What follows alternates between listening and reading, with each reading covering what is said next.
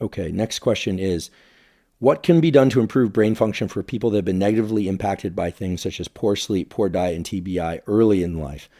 James. Yeah, this is a great question. And I get this a lot. I think that it reminds me that a lot of the conversation that we have on the podcast is about the good things that happen when you do things right and the bad things that happen when you do things wrong.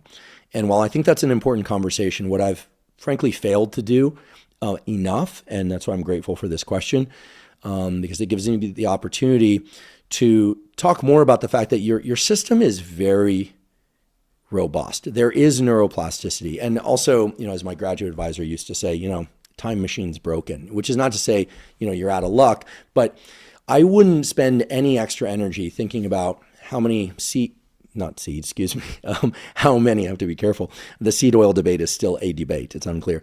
How many trans fats you were exposed to in childhood. We know trans fats are bad. Everyone agrees they're bad. Governments agree they're bad. This is perhaps one of the few things that everybody agrees on in the nutrition space. Trans fats are bad. When I was growing up, trans fats were abundant in foods. There were probably fewer of certain things that we have more of now that are bad. But, we ate a lot of trans fats. We had margarine in our fridge.